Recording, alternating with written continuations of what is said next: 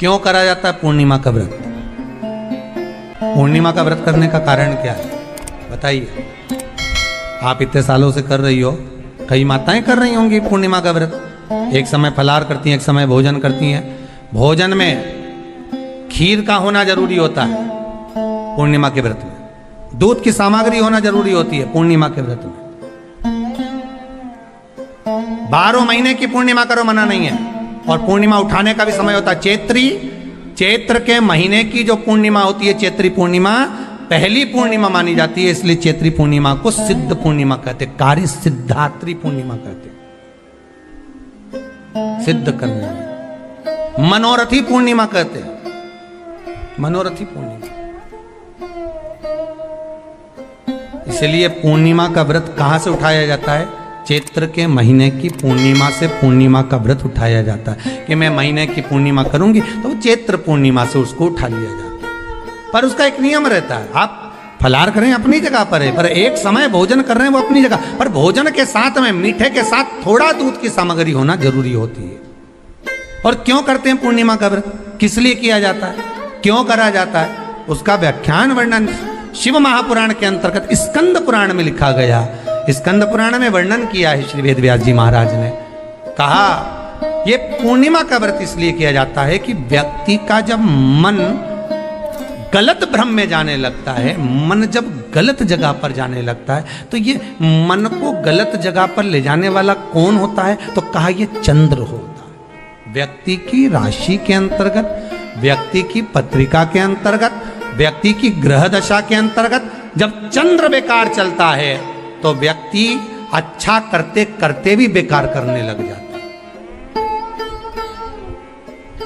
चंद्र डोल रहा है।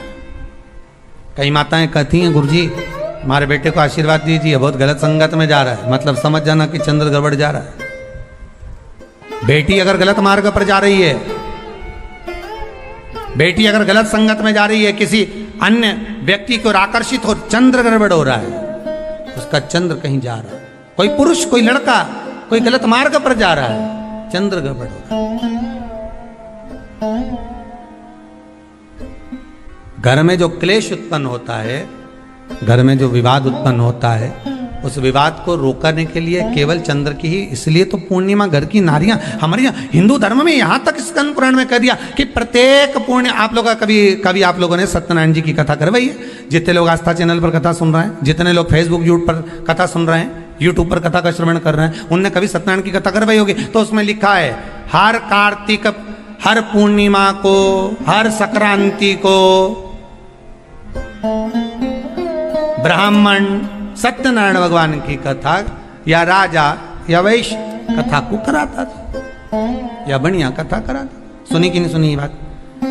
सत्यनारायण भगवान की कथा में लिखा है, स्कंद पुराण के अंतर्गत जो सत्यनारायण भगवान की कथा का स्मरण किया उसमें लिखा है प्रत्येक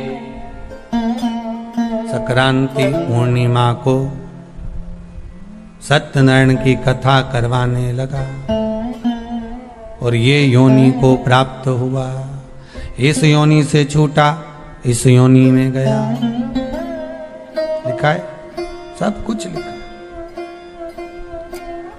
अब उत्ते से समझ जाओ कि पूर्णिमा को सत्यनारायण की कथा करने का बोला। तो पूर्णिमा को सत्यनारायण की कथा का क्यों बोला? वैसे तो रोज कराओ सत्यनारायण जी की कथा, प्रतिदिन कराओ, मना नहीं है। आप क्या कोई विशेष फंक्शन है आप सत्यनारायण जी की कथा करवा? पर पूर्णिमा संक्रांति को और संक्रांति को पूर्णिमा को सत्यनारायण की कथा का स्मरण क्यों करवाया गया? क्योंकि पूर्णिमा के दिन अगर ये भगवान का व्रत रख लेगी, पूर्णिमा के दिन अगर ये खीर का प्रसाद बना लेगी, थोड़ा सा दूध की कोई सामग्री बना लेगी और भगवान को भोग लगा देगी, भले सत्यनारायण भगवान के भाव से बनाए, भले सत्यनारायण जी के निमित्तार्थ बना, पर अगर इसने सत्यनारायण भगवान के निमित्त से बना, पर पूर्णिमा के दिन अगर ये व्रत रखेगी, उपवास रखेगी या कोई सामग्री बनाकर भगवान की पूजन कर लेगी, तो इसके घर में जो अशांति है वो शांति में बदल जाएगी। इसलिए कई घरों में आज भी सत्यनारायण भगवान की पूजन हर पूर्णिमा को करती है। माता किताब लेके बैठ जाती है, तुरंत उन्हें ऑफिस जाना, कहीं काम पे जाना, और तुरंत उसने जल्दी जल्दी कलश रखा, कलश नहीं भी रखे तो भगवान की पूजन कर कुरा के ब्राह्मण देवता को बुला लेगी, ब्राह्मण नहीं आएंगे तो खुद कर लेगी, पर करती जरूर है। इतना सा आटा सेक लेगी, पंजेरी बनाई, सीरा बनाई, मिठाई रख दो, कुछ भी करेगी पर सत्यनारायण की कथा कर ले। उसका मन लग गया उसमें, मतलब पूर्णिमा को करना है। उसको करने से क्या होता है? शांति रहती, शीतलता रहती। जिसके घर में हर महीने की पूर्णिमा को खीर बनती हो, ध्यान दीजिएगा, बहुत सुंदर संवाद चल रहा है, बहुत ध्यान देने वाली बात है। प्रत्येक महीने की पूर्णिमा को जिसके घर में दूध की सामग्री बनती हो, दूध की सामग्री तैयार होती हो, खीर प्रसाद तैयार होता हो, उसके घर में कभी क्लेश नहीं हो सकता। चाहे सास बहू एक दूसरे के सामने वो कहे ना, वो सांप और नेवले की लड़ाई क्यों ना, फिर भी शांति हो जाती है। पर प्रत्येक महीने की पूर्णिमा होना चाहिए। ये नहीं कि तुमने एक महीने की पूर्णिमा पे बना लिया और दूसरे महीने की पूर्णिमा को गायब कर दिया। फिर किसी ने कह दिया आज चूरमा तो बन रहा है, दाल बाटी तो बन रही है चूरमे के साथ में, लड्डू बन रहे हैं, तो काहे को खीर बना रही हो? तो तुमने अब वो खीर प्रसाद। महापुराण की कथा कहती है, महाराज पूर्णिमा का जो चंद्र है वो विशाल का है, और उस चंद्र की पूर्णता में हमारी अभिलाषाएं भी पूर्ण हो। आप आस्था चैनल के माध्यम से जितने लोग कथा सुन रहे हैं, फेसबुक यूट्यूब पर जितने कथा सुन रहे हैं, और कुबेरेश्वर धाम में जितने कथा सुन रहे हैं, आप में से कितने लोग हैं जो पूर्णिमा का व्रत करते हैं? जो माताएं करती हो जरा हाथ उठाइए। पूर्णिमा का व्रत जो करते हो ना आप लोग, रखिए। अब पूर्णिमा के व्रत में आपने कई बार किताब पढ़ी होगी पूर्णिमा की, या आपने व्रत किया होगा, या पूर्णिमा का व्रत आप धारण करे होगे, तो उसमें पूजन कौन से भगवान की होती है? पूर्णिमा के व्रत में किस भगवान की पूजन होती है? तो कहा पूर्णिमा के व्रत में केले के खंभ लगाकर पूर्णिमा का जो अध्यापन होता है, पूर्णिमा की जो पूजन होती है, उस पूजन में शंकर और पार्वती की पूजन की जाती, शिव और नारायण की पूजन करी जाती, शंकर और पार्वती का स्मरण किया। किसकी पूजन होती है? शिव पार्वती।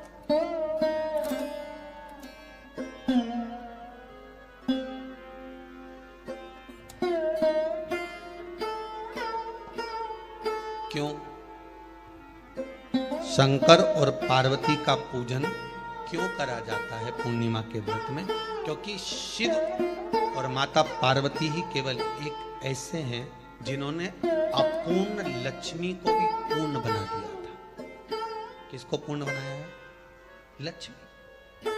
शरद पूर्णिमा के दिन अगर आप शंकर भगवान को एक लोटा पानी अगर शिव को समर्पित कर रहे हो, श्वेत पुष्प को रखकर शंकर जी के ऊपर सफेद फूल को चढ़ाकर अगर एक लोटा जल भी, एक पात्र जल भी शंकर को समर्पित कर रहे हो, तो ये लक्ष्मी के लिए ही तो कर रहे हो। और कौन सी लक्ष्मी? पूर्ण लक्ष्मी। पूर्ण लक्ष्मी। आपको पहले भी कथा में कहा, एक बार भगवान विष्णु के सामने लक्ष्मी मैया ने बहुत तेज स्वर में कह दिया था, नारायण, दुनिया के लोग आपका नाम जपते हैं, दुनिया के लोग नारायण नारायण कहते हैं, दुनिया के लोग आपका भजन करते हैं, पर सत्य मायने में कहूं ना तो मेरे बिना दुनिया के लोगों की नहीं चल सकती, मेरे बिना दुनिया नहीं चल सकती, संसार मेरे बिना नहीं चल सकता। भगवान विष्णु ने कहा ये तो गलत है लक्ष्मी आपका कहना। एक दिन लक्ष्मी को अहंकार आ गया, अहंकार के संबोधन जब माता लक्ष्मी करने लगी तो भगवान उसी समय पर भगवान विष्णु को क्रोध आ गया, और भगवान विष्णु ने कह दिया लक्ष्मी तू इतनी बड़ी बड़ी बात कहती है कि तेरे बिना नहीं रह सकती संसार। मैं तुझे कहता हूं लक्ष्मी तू अपूर्ण है, तू अपूर्ण है, तू पूर्ण कब हो गई?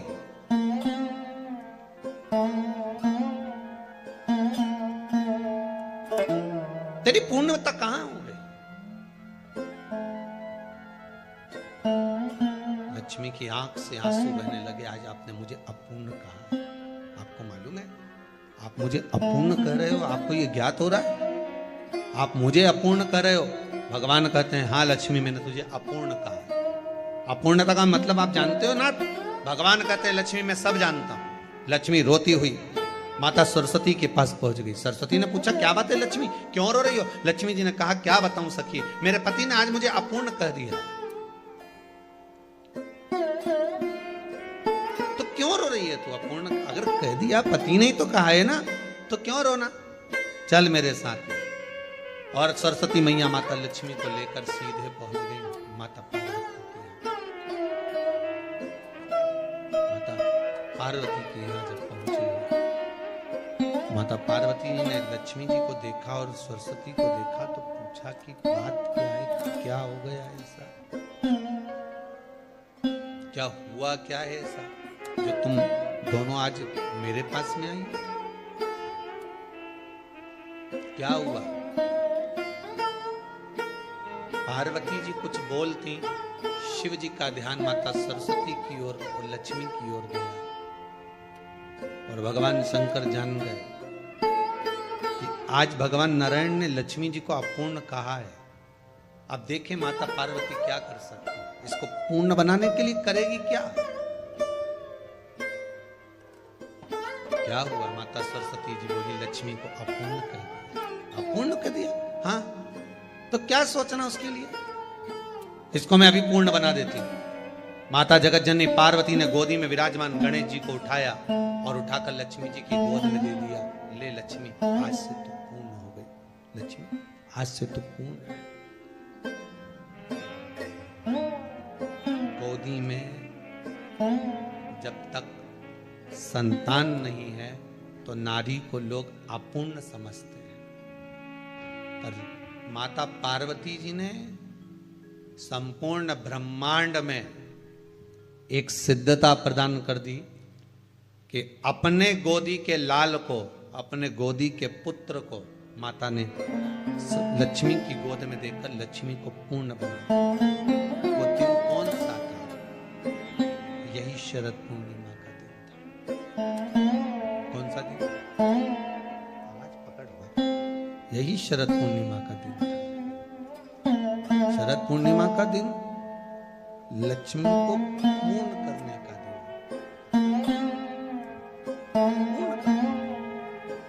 केवल अमृत ही नहीं बरसता, शरद पूर्णिमा के दिन लक्ष्मी भी बरसती। लक्ष्मी पूर्णिमा के कितने व्रत होते हैं, बोलते जाओ जरा, जल्दी जल्दी बोलो। पूर्णिमा के नारियों को, स्त्रियों को अखंड सौभाग्य के लिए, जो नारी वैधव्य नहीं होना चाहती है उस नारी को पूर्णिमा के कितने व्रत करना चाहिए। जिस नारी के यहाँ संतान नहीं हो, भगवान कृष्ण ने माता यशोदा को द्वापर में भी बताया है कि पूर्णिमा के 32 व्रत होते हैं। कितने व्रत होते हैं, 32।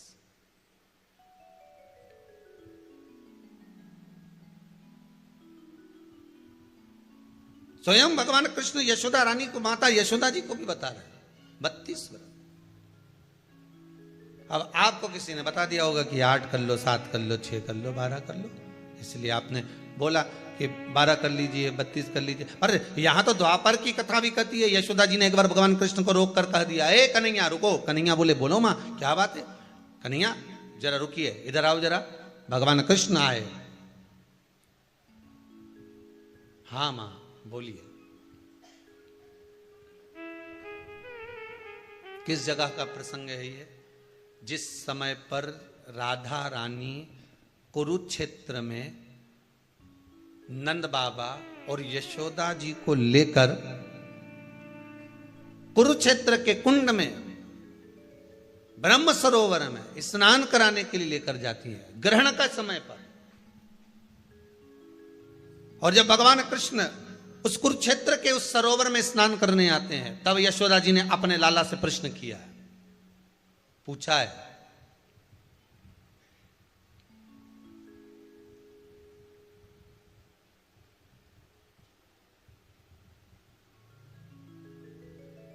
कि नारी वैधव्य होकर ना मरे।